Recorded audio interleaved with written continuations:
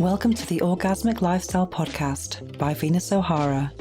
I'm here to welcome you into the world of orgasmic living by hosting experts to discuss orgasmic topics such as nutrition, spirituality, personal development, sexuality, and much more.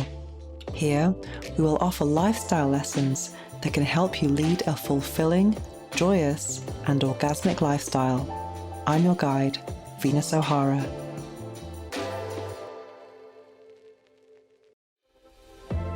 Welcome to episode 80 of the Orgasmic Lifestyle Podcast with Venus O'Hara. In this first quarter moon episode, we discuss longevity. We speak with Dr. Michael Greger, the founder of nutritionfacts.org. I also review the book How Not to Age, the scientific approach to getting healthier as you get older, also by Dr. Michael Greger. The episode ends with a guided meditation with affirmations for longevity. But first, let me share with you my opinion and experience with the plant-based lifestyle and longevity. I'm so excited to share this episode with you.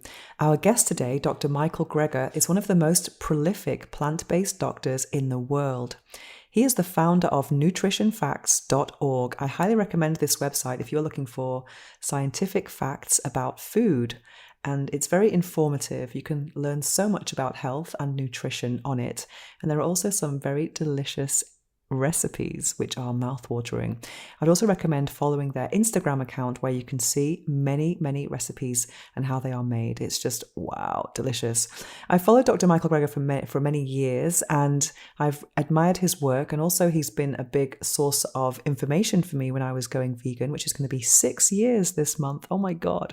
But I didn't go vegan. It took a while, actually. I was transitioning for several years because it was so hard to give up cheese and yogurt. And so gradually I started eliminating, started at maybe around 8 or 9 years ago, because I became more aware of vegan YouTube and different things about the dairy industry, because I haven't eaten meat for nearly 30, probably over 30 years since I was a child. And that was a kind of easy decision for me. I was actually a very fussy eater. And being vegetarian was kind of like a socially acceptable way of being fussy. But then going vegan, it was very hard to give up dairy and eggs. But over time, I made that decision finally when it was actually a health decision about cholesterol, a kind of personal family story. But there was one particular event that inspired me, and I gave up that milk chocolate and the red velvet cake, all of these things that I loved for a while. Fortunately, now I found some amazing plant-based equivalents of all the things that I loved. And one of my favorite dishes was pizza. And now I've found incredible sources of vegan pizza, so I can indulge on pizza and not feel like I'm missing out on anything. If anything, I feel like food has become more abundant since I am vegan now, because there's no fussiness now with me anymore. I will eat anything, most things. I don't like fake meats though, because I never liked meat, never liked fish. So I never had fish in my life. Can you believe that? So for me, I'm a whole foods plant-based vegan, and that's kind of the healthier version of vegan. I don't really believe in, having all these processed foods, unless it's something sweet and nice. But even the bad food that I eat is not really that bad. And yeah, I was really thrilled to speak to Dr. Michael Greger. It's actually the second time I spoke to him. The first time I spoke to him was in 2020, and I was not an interviewer then. When I look back at the interview that I did, it was on YouTube, and it was about plant-based diets and sexuality. And I was so, oh my God, I was a beginner, so it's not as polished as my interviews these days. But there was a kind of a backstory about why I contacted him. I had it in my mind on my to-do list for a long time that I wanted to reach out to him, to interview him. But yeah, it was just one of those things that I thought, I wasn't really interviewing anyone, so it wasn't something that it wasn't something that was very urgent on my list. But then in 2020, I remember reading this book called Living an Orgasmic Life by Janet Paillet. And there was a section in it about attachment styles. It was in a chapter called Blocks to Intimacy. And when I discovered attachment styles, which there are kind of three main ones, secure, avoidant, and anxious. I felt very triggered when I discovered the avoidant attachment style and how it was connected to dynamics during childhood.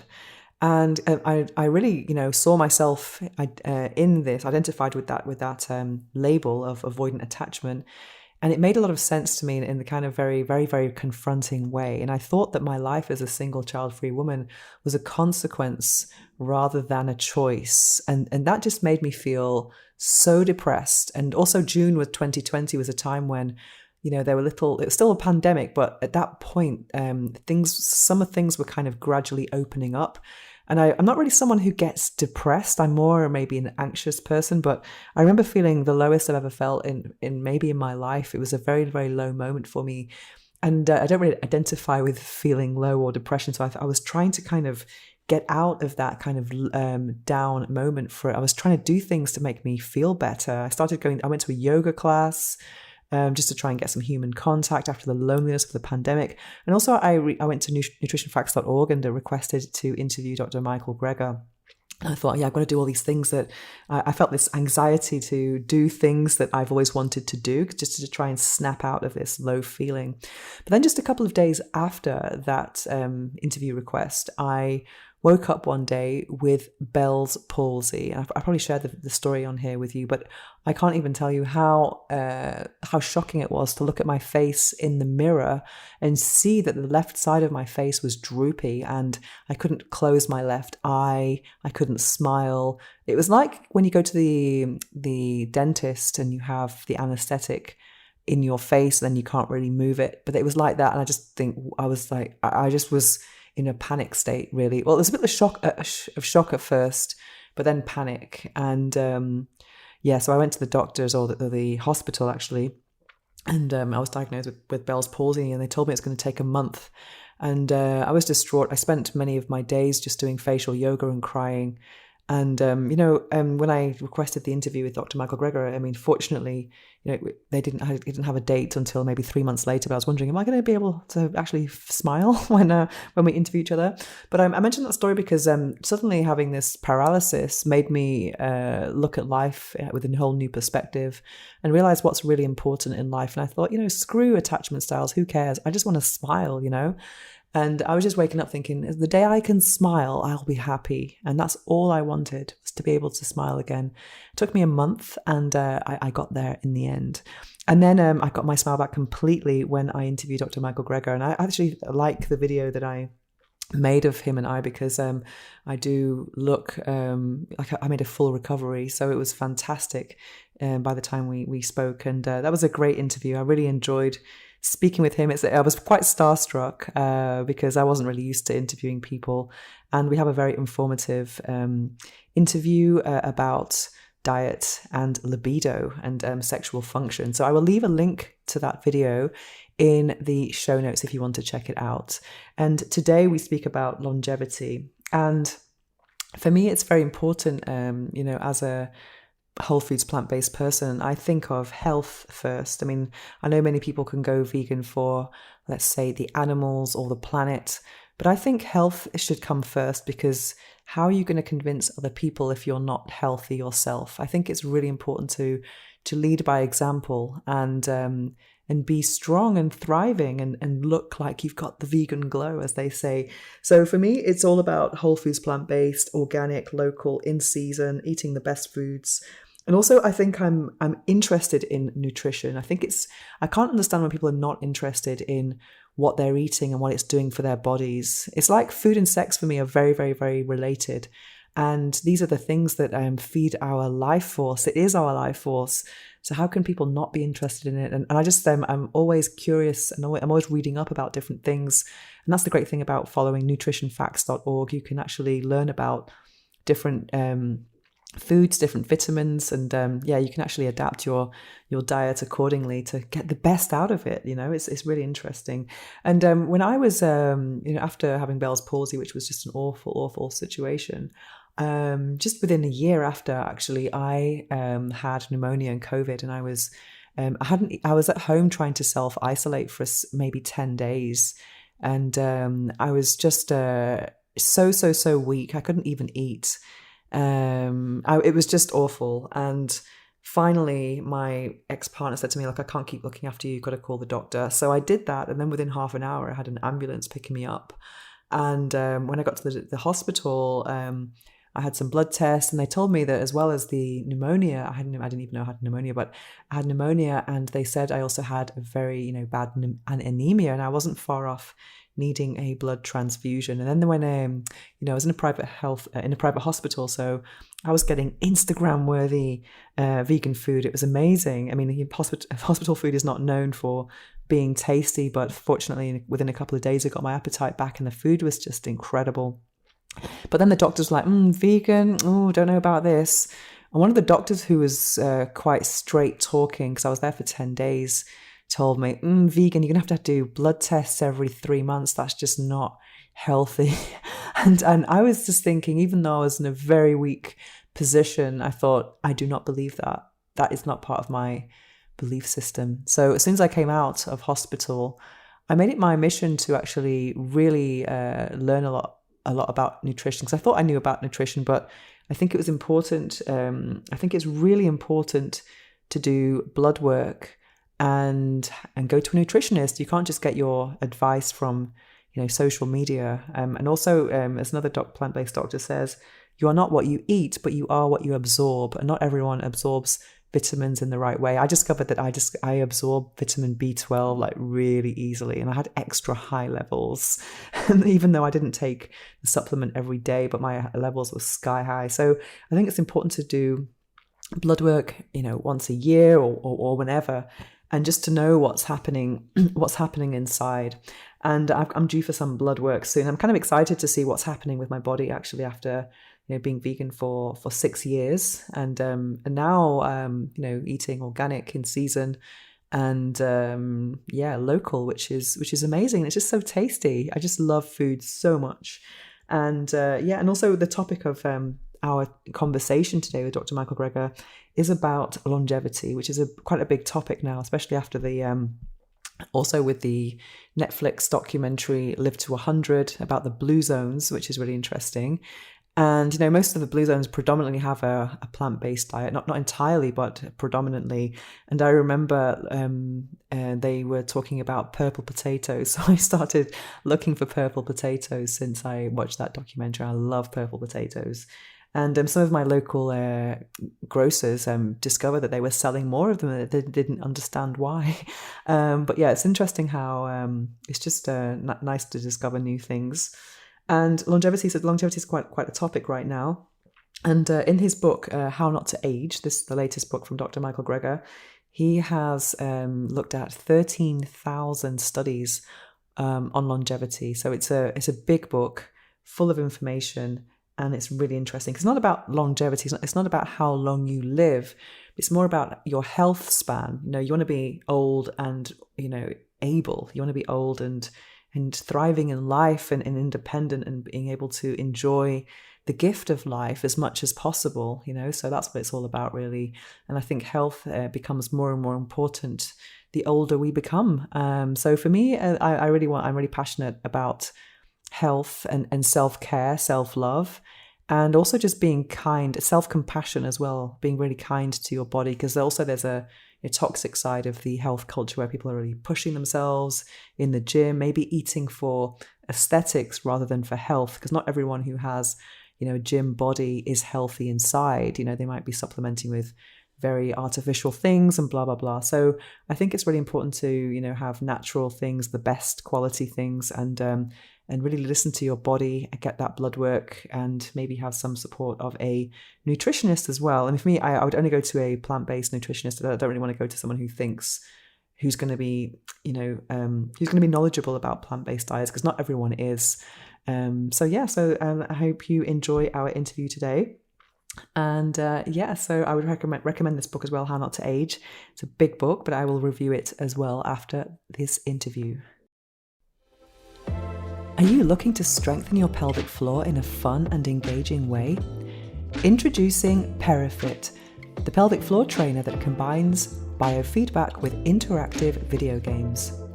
With PeriFit, you can track your progress and improve your pelvic health while playing games with your vagina on your smartphone.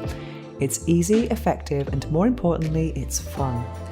For a limited time, you can get 25% off with the code Venus15 at checkout. Visit perifit.co today and take control of your pelvic health with Perifit. That's perifit.co and use the code Venus15 for 25% off. The link is also in the show notes below. Strengthen, play, and thrive with Perifit. Disclaimer: consult your healthcare provider before starting any new fitness program. Now it's time for this episode's interview. We'll be speaking with Dr. Michael Greger, the founder of nutritionfacts.org. Dr. Michael Greger, welcome to the Orgasmic Lifestyle Podcast, where every day is a climax. I'm so happy to have you here. I'm excited to be here. I've just been reading your book, How Not to Age. It's a big book. And I was reading it at the beginning, and I've already bought some wheat germ, tempeh, and black cumin. Excellent. I'm taking tips, but I had to dive straight into the sexual function bit. But we'll talk about that in a moment. Something that really surprised me about this was your recommendations or what you learned about protein and its relation to aging. Because everyone, when you talk about plant-based diets, that's the first question: where do you get the protein from? So it was interesting that you found that you need less protein. Could you tell us more about that as we age? Yeah. When it comes to protein aging, less may be more. Reducing protein intake, meaning restricting protein intake down to recommended levels, Uh-huh. is the only thing that could help block all 11 of the aging pathways, boosting NAD, improving immunity, decreasing oxidative stress and inflammation, insulin resistance, as well as the cancer-promoting hormone IGF-1. Surprisingly, there's no benefit to adding extra protein to the diets of older men and women in terms of muscle mass, muscle strength, or physical performance. Instead, the excess protein most Americans get causes a drop in the pro-longevity hormone FGF21, a drop in testosterone, a worsening of the age-accelerating hormone mTOR. So we should strive to stick to the recommended level of 0.8 grams per healthy kilogram body weight, which comes out to be about 45 grams a day for the average height woman and 55 a day for the average height man.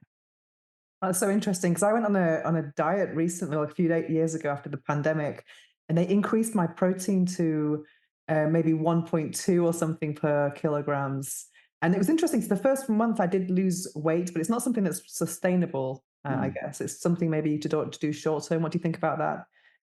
Increasing. Well, I mean, short term, you can do anything. In fact, you could eat nothing for short term and go on a water only fast.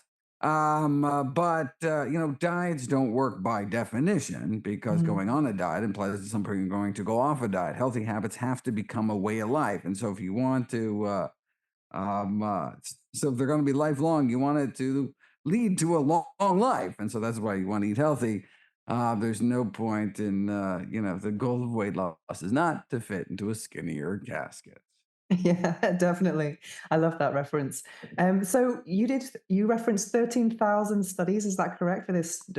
Is there anything that surprised you in particular that you thought, Oh oh, my God, tons, mhm. tons of surprising stuff that came up that I didn't know about that actually changed my, kind of changed my view on things. The exercise chapter that was completely surprising. The sleep chapter, red wine, resveratrol, NAD supplements, vitamin D was surprising. Fish, protein restriction, microRNAs. The list just goes on and on. So let's go to sleep then. What did you learn about sleep? That's so Oh yeah. So sleep.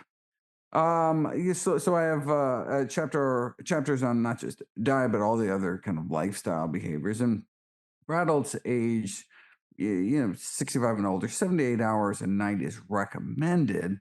Though the relationship between sleep and longevity is uncertain. But there are ways you can improve your sleep: warm showers, foot and body baths before bedtime, warm socks at night may help Mhm. with sleep.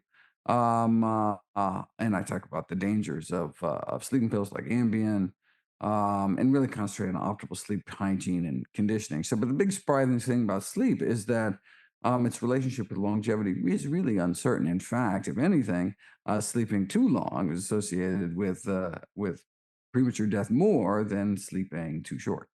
Wow, that's interesting. What about vitamin D then?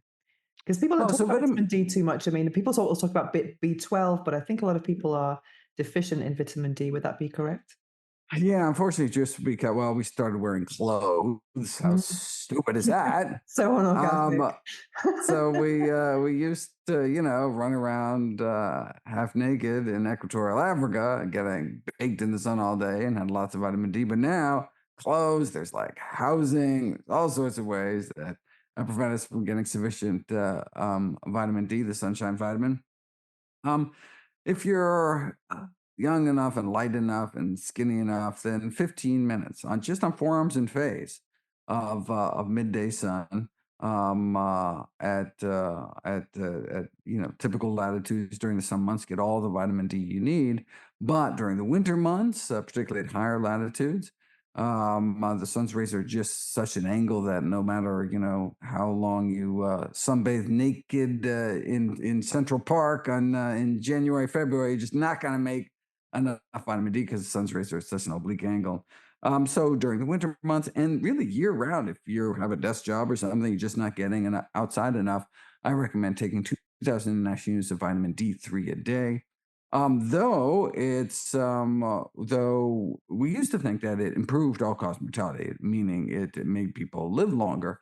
But we just had some recent publications of truly massive vitamin D trials, these placebo-controlled trials. Now, people who have higher vitamin D levels tend to live longer, but maybe it's because they're outside jogging all day. You really don't know if it's cause and effect until you put it to the test, and that is what these double-blind, placebo-controlled, randomized trials have done, and found that that there is no benefit for all-cause mortality, those being randomized to vitamin D, but there is a significant decrease in cancer mortality.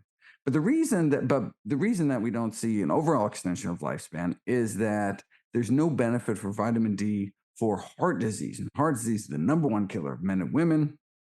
And so it just kind of washes out the effect. However, if you eat a healthy enough diet that heart disease is not a concern for you, then your number one nemesis is cancer, for which vitamin D supplementation may indeed decrease risk of dying from. So, for those eating healthy diets, vitamin D may indeed extend life after all.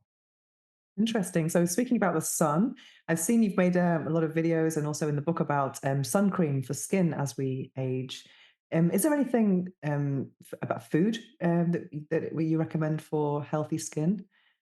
Oh my God, the skin chapter is actually one of the biggest chapters. The important thing is the most effective way to slow the signs of skin aging is protect your skin from the sun. Mhm. So ambient air pollution can also contribute. In terms of diet, the carotenoid nutrients in certain colorful fruits and vegetables are actually deposited in your skin when you eat them.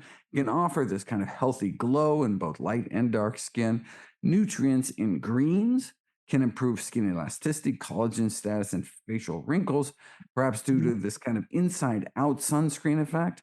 Drinking extra water can decrease symptoms of skin dryness and roughness. Honeybush tea can reduce eye wrinkles. Cocoa powder can improve skin thickness, elasticity, and decrease wrinkle severity. Almonds can decrease wrinkle severity, perhaps by increasing skin UV resistance. Ground flax seeds can improve skin smoothness, and soy foods can improve skin elasticity and fine wrinkles. And there's a lot that I talk about, all sorts of kind of topical treatments, but in terms of diet, those are the most important. I live in sunny Spain in Barcelona, and I don't actually use sun cream, but I'm thinking I just wear hats and stay in the shade. Is that because I don't really like all the idea of all Oh, the that's even chemicals? better. I think it's even better. Okay. So that's it's even better. So physically blocking the sun is even better because the sunscreens, even the best sunscreens, these so-called mineral sunscreens like zinc oxide and titanium dioxide, don't block all rays. They block a certain band of ultraviolet, right, light, which is critically important for preventing skin cancer, and some of the ravages of skin aging. But even visible light, infrared, that's not blocked by these sunscreens can contribute to skin aging. And so that's why, really, ideally, it would be, avoiding, kind of midday sun or, wearing a hat, wearing clothing that'll block out the sun, staying in the shade, that kind of thing. Yeah, I tend to do that and just maybe put it on my hands and just kind of hats and scarves and things. So I'm going to Sounds good to me. sounds good. Okay. There's also an obsession now about collagen, I think, and then people say, you can't have, there's no collagen in a vegan diet. So how can we have, because I mean, I think a lot of people think about, collagen peptides and collagen ingredients for longevity and youthful skin, etc. What do you think about that? Or what's the sort Yeah, so of, I have a webinar on Mm, the free webinar that you can look at on Nutrition Facts that are talking about all the science on collagen for both skin and joints.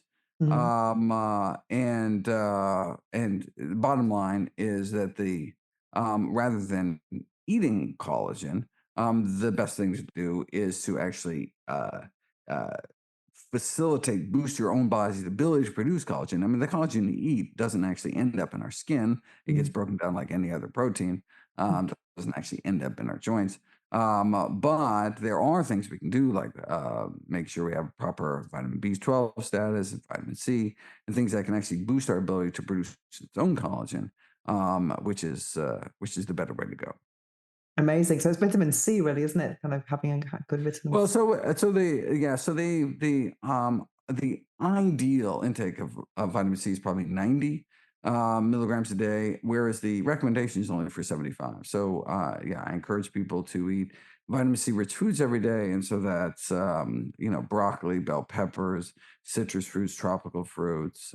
There's some good sources of vitamin C. Amazing. So let's get to the juicy part. So when it comes to preserving our sex lives, can regular sex keep us young? Well, it's difficult to tease out cause and effect because Mm, reverse causation. Now, so for example, people have more sex, live longer, but is that because they're healthier? mhm. And that's leading to both as a confounding factor. And so there have yet to be any randomized controlled trials. They'll certainly sign me up, although I wouldn't want to end up in the control group. So maybe don't sign me up. But yeah, it's true. Observational studies show that having more orgasms actually improves, actually is associated with longer lifespan. Whether it's cause and effect, we still don't know. So it could be solo sex then that can keep you. Yes, Yeah. absolutely. Right. So for men, they measured the number of ejaculations period, Mhm. independent of whether there was a partner involved. Okay. But I guess a partnered sex would have more kind of emotional kind of benefits, perhaps, for that kind of that side of things that can probably help you keep And, feel You know, happier or. and men, interestingly, get a boost of testosterone when they have sex with a partner, but not when they Mhm. masturbate. Oh, that's so interesting. Um, isn't that Wow. interesting? They think it's kind of this. The testosterone has to do with some kind of competitive success. They feel that this kind of conquering mentality that one might not get alone. That's so interesting. And I read something very interesting today as well. I eat an apple every day in my smoothies, and I'll be continuing. Can you tell us the link between apple eating and female sexual function? Yes, women who eat apples have improved sexual function at all stages of life. Again, this is not a randomized controlled trial. It's not like they randomize people to apples or pears, for example, and sees that there's some Mm. specific benefits to pears. And one might presume that apple eaters are healthier than other. I mean, who eats apples? People who tend to presumably have healthier lifestyles in general. And maybe it's something about apple eaters rather than the apple itself that's contributing. But yes, indeed, app leaders have significantly improved function, at least for women. Mhm. Yeah, one of my big questions I have, which I don't feel is answered, is is it all over after menopause? I mean, I think there's lots of, you know, maybe the information we have about menopause and sexual function after menopause is not out there as much. And some from some experts that I've interviewed on here, they talk about, a lot of them are taking BHRT and things like that. Do you think it's possible to approach menopause naturally and still have a fulfilling sexual life post-menopause through healthy diet and healthy practices? If so, Absolutely. I mean, the stereotype of older adults as asexual is not only ageist, but really inaccurate, right? Sex is a valued part of full adult lives. And, I talk about some of the statistics in the books when they actually go around to see what's happening in nursing homes, and there's oh quite a yeah. lot. Mhm. But the number one reason for lack of sexual activity among older adults is physical health problems or limitations. And so general body upkeep can help people keep actively engaged in all life has to offer. And then I talk about the two kind of major problems. For women tends to be low sexual desire. For men tends to be erectile dysfunction. So speaking about erectile dysfunction, what is the link between diet and age-related erectile dysfunction? I mean, what should men be eating to stay hard? Because I went to this sex tech fair in Berlin a few months ago, and there's a guy there who has a company called Firmtech, and he had this graph about 40% of men have at 40 it's 40% of erectile dysfunction, 50 years old Yeah. 50%, 60%. It just seems such an impactful graph to see. I mean, is this avoidable? Can we? Um, Oh, absolutely. Yeah, no, no. It's in terms of erectile function, smoking cessation, weight loss, physical activity can help with erectile dysfunction. With the exception of one type of exercise, prolonged cycling, which can actually make it worse because you're putting pressure on the pudendal nerve. And I should, and I talk about how drugs like Viagra can have both short-term and long-term adverse effects. And in terms of supplements. Although ginseng appears to have no effect on female sexual dysfunction, Korean red ginseng does significantly improve erectile function in men.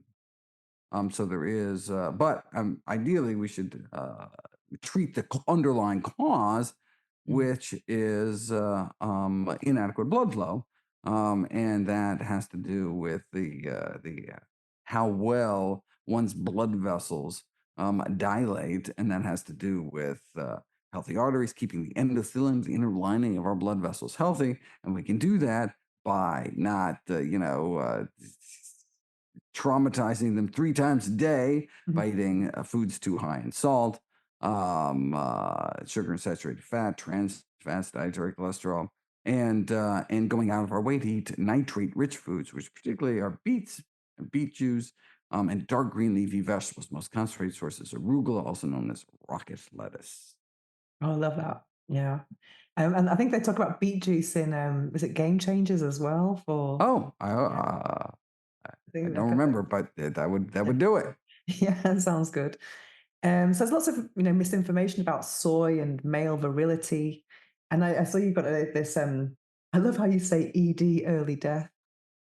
Oh, So yeah, cool. no, no, right, no, no, because it can be basically atherosclerosis, hardening of the Mhm, arteries. It's a systemic disease.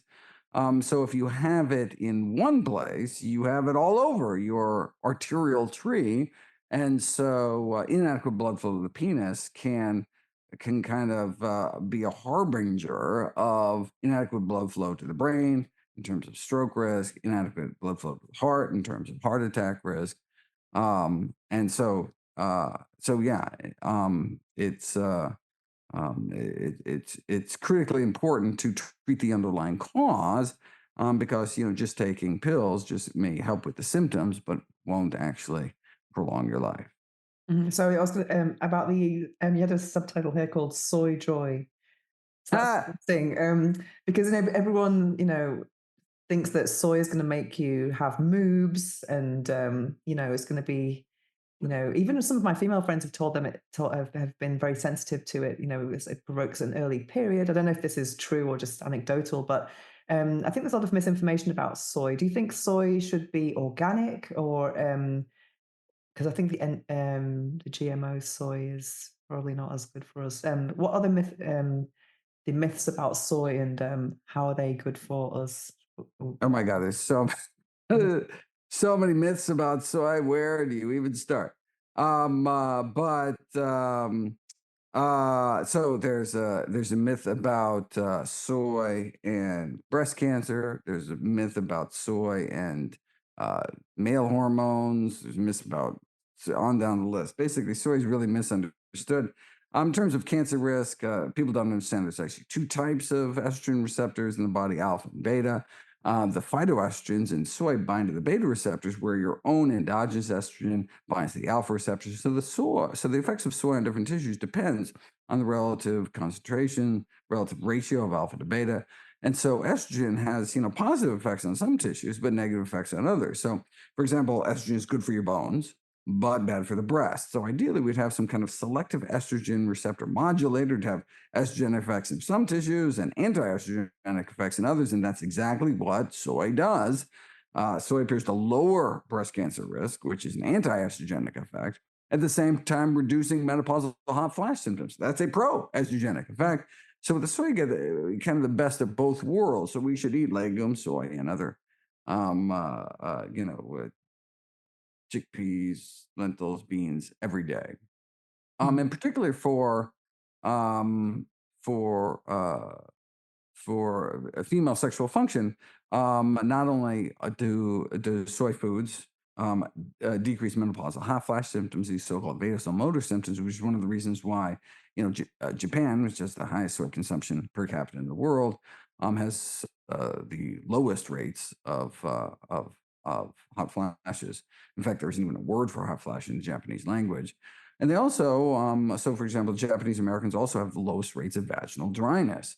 And we know that it's due to the soy because you can do randomized controlled trials of even just placebo controlled trials. It's not like you have placebo tofu, but you can stick the phytoestrogens from soy into a pill versus a placebo sugar pill, and you can prove that you can get a significant improvement in sexual quality of life, reduced vaginal dryness, increased libido, being randomized to either soy protein versus dairy protein or the soy phytoestrogens themselves.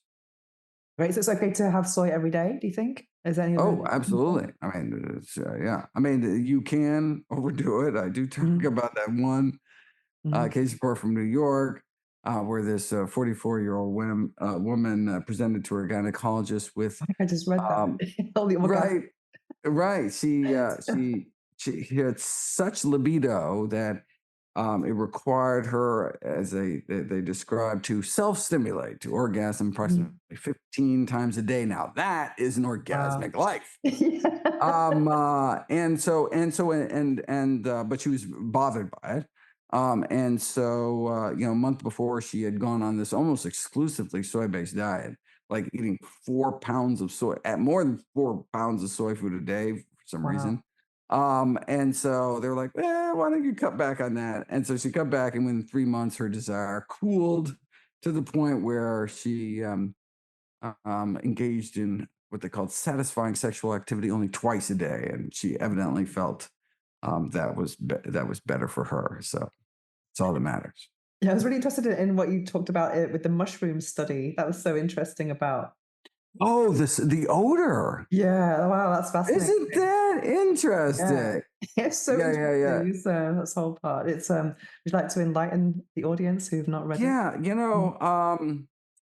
Mm, the in terms of sex life, there's a distinctive body odor of the elderly mm. due to a chemical that we start producing as early as age 40 called 2-nonenal, which has this kind of unpleasant, kind of grassy, greasy odor.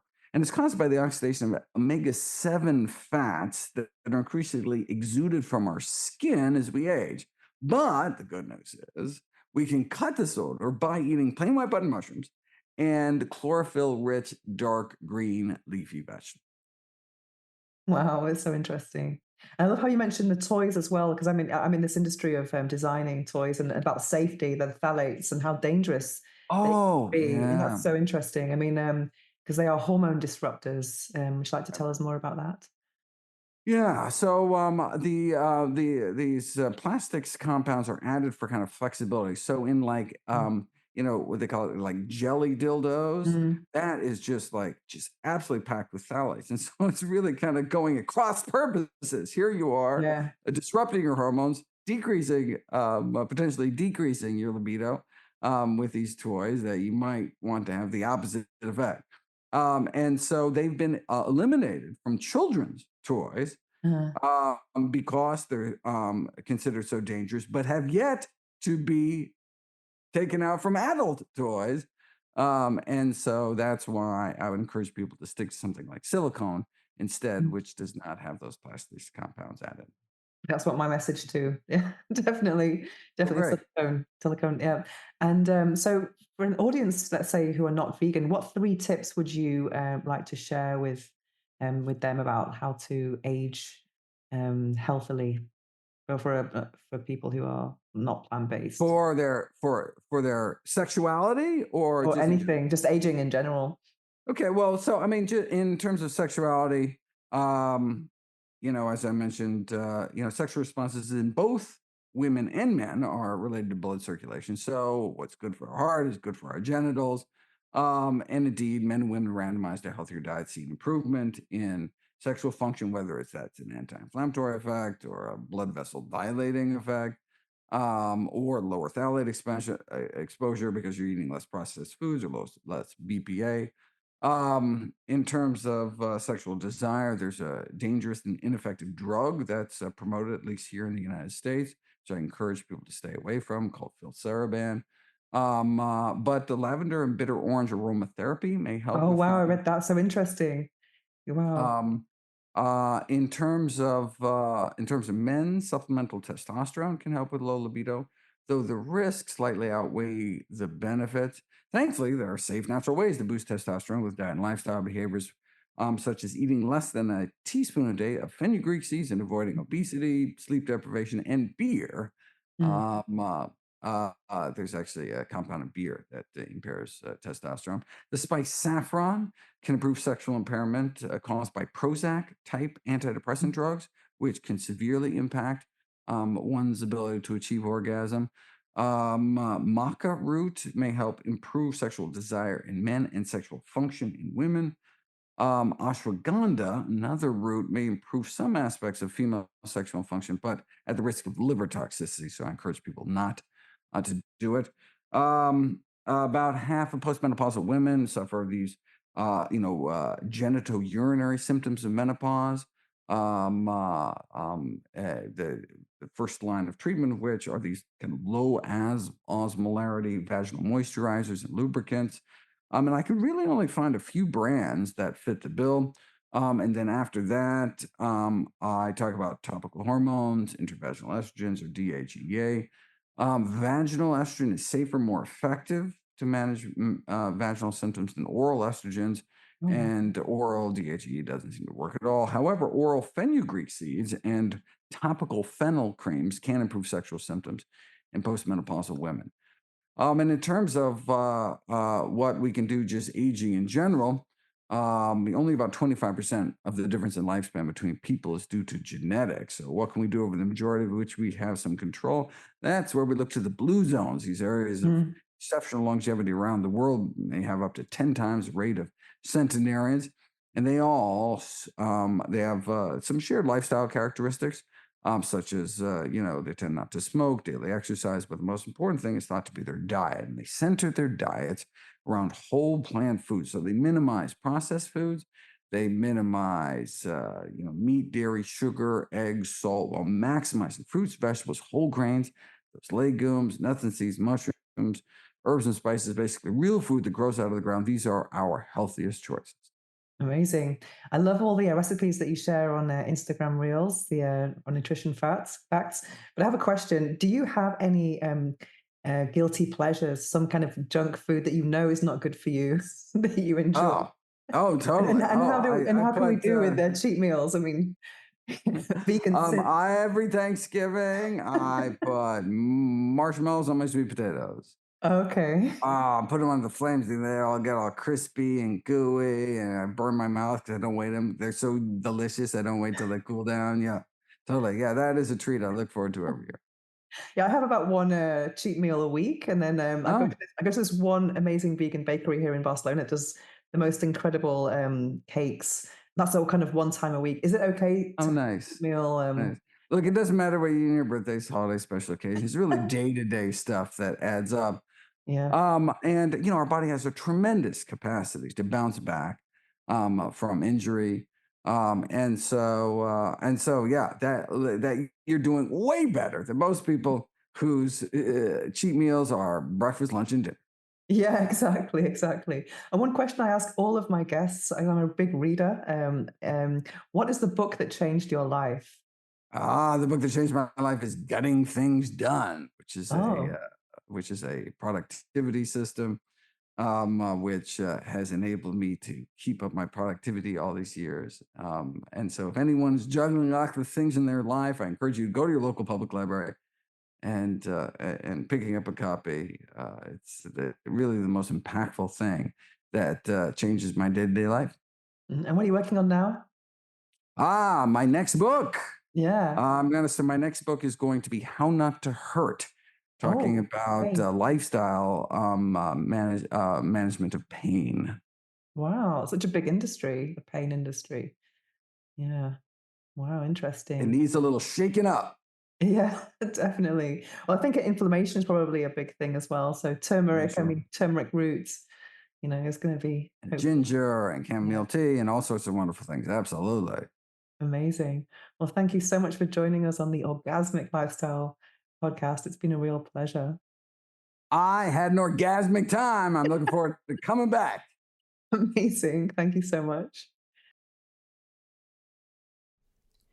The book I'm reading now is How Not to Age: The Scientific Approach to Getting Healthier as You Get Older by our guest today, Dr. Michael Greger, who is a New York Times bestselling author of How Not to Die and How Not to Diet. This is the first book of his that I have read. I've seen many of his videos online, which has the same information, but I wanted to get the book so that I could actually be prepared for today's interview. But I got the book maybe a month before the interview, but I still didn't get around to reading it all because it's a big book. Even for me as a regular reader, it's quite intimidating, like 600 pages. It is light to read, though. It's full of information. It's not something you'd want to read too quickly. It's something to read from time to time and just make notes of all the tips so that you can actually integrate them into your life. Because it's not about what you read, it's about how you integrate the knowledge. That's the most important. When you close the book, what happens then with this newfound knowledge? And it's interesting because I actually bought things that I've never had before, like black cumin.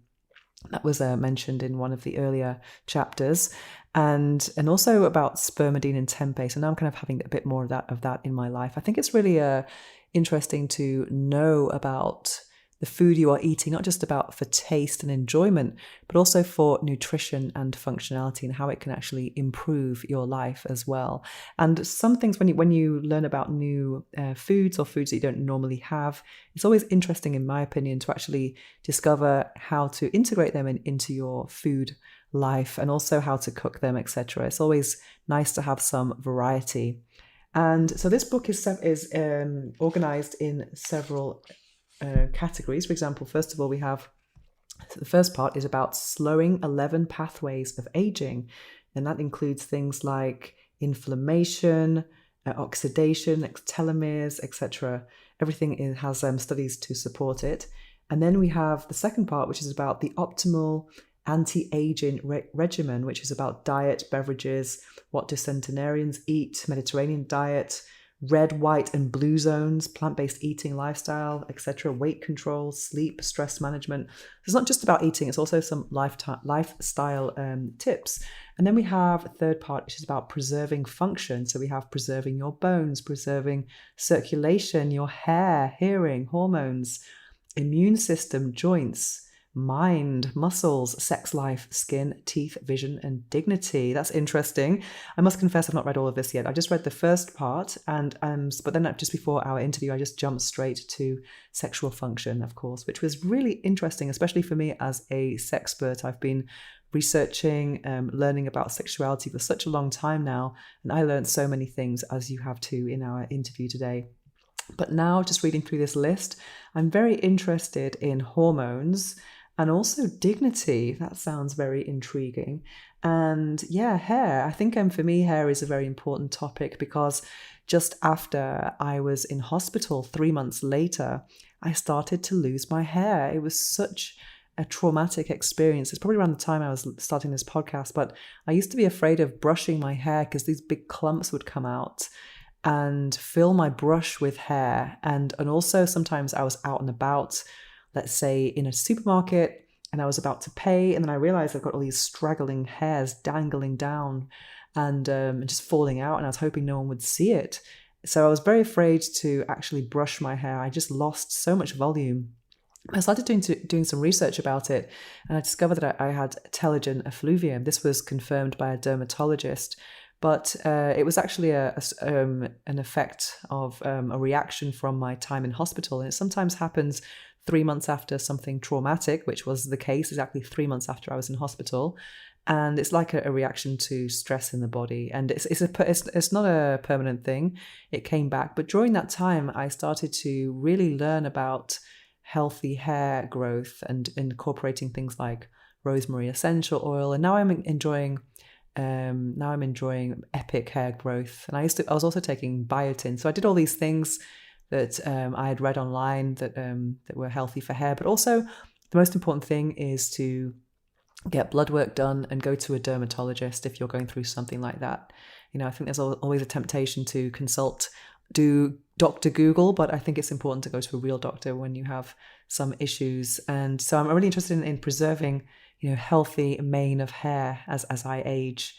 So now I've not been to the hairdresser for 2 years, and I've just got a friend who actually cuts the absolute minimum about every 4 months. I'm really enjoying having rapid hair growth, because I know that some people think that if you're not eating, if you're a vegan or something, you're not going to have good hair. That's kind of I think it all depends on how you're absorbing your vitamins, of course.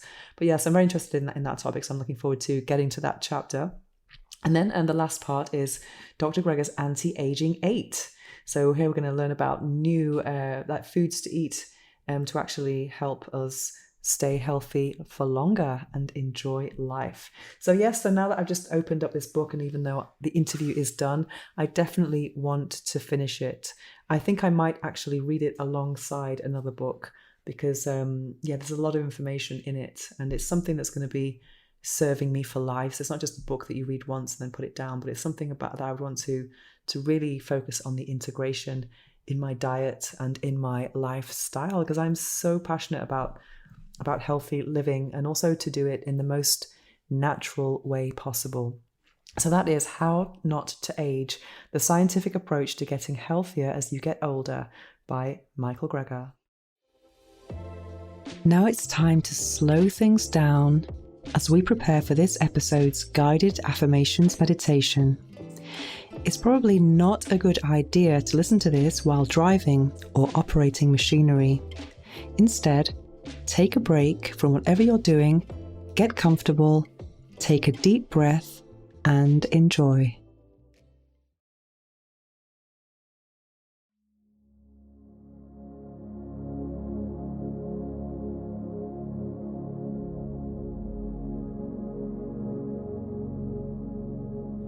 I embrace the gift of life. I take care of myself.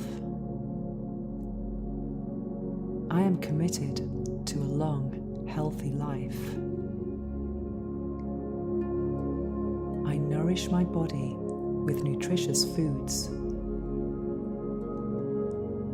I am grateful for my strong, healthy body.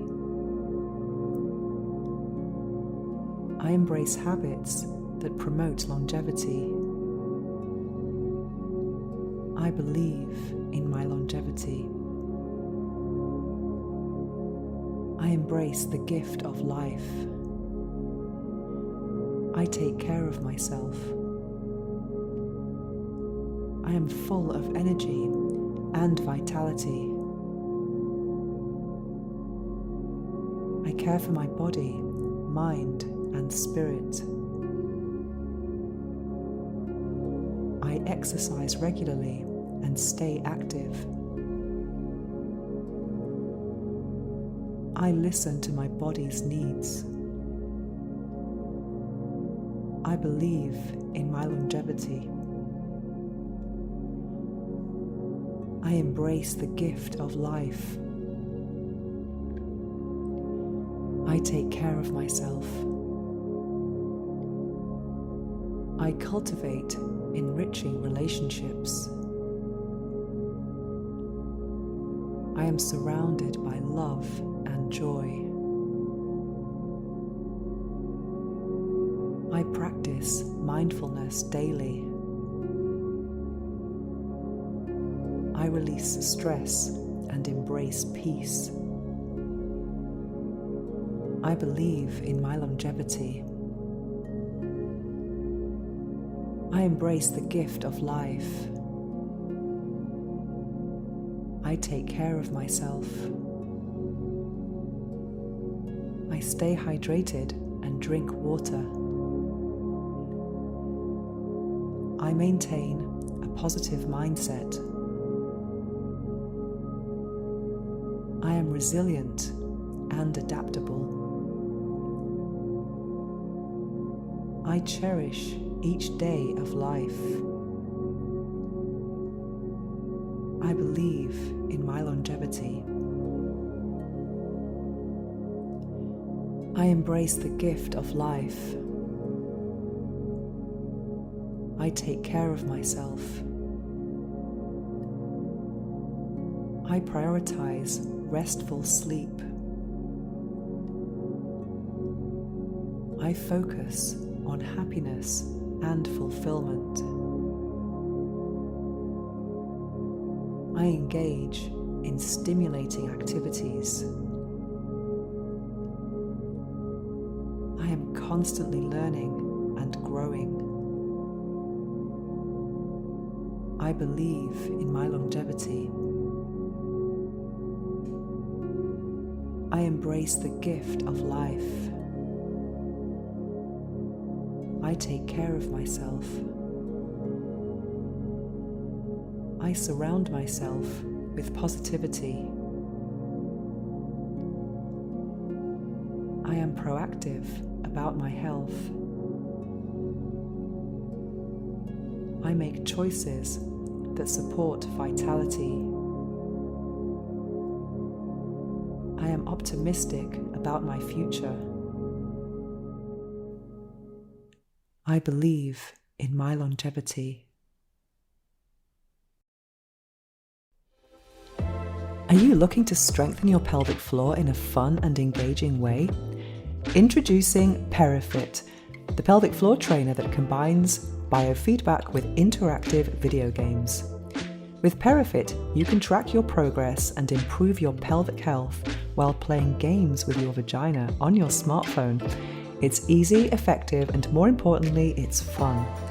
For a limited time, you can get 25% off with the code Venus15 at checkout.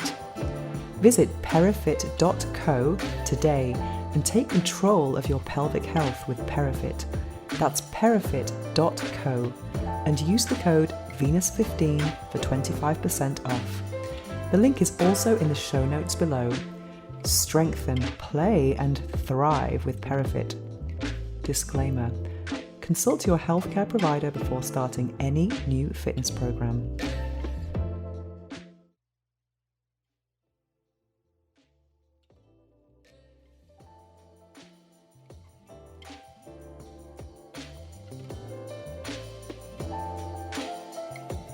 To find out more about me and my orgasmic lifestyle, visit venusohara.org or follow me on Instagram at instagram.com/venusohara.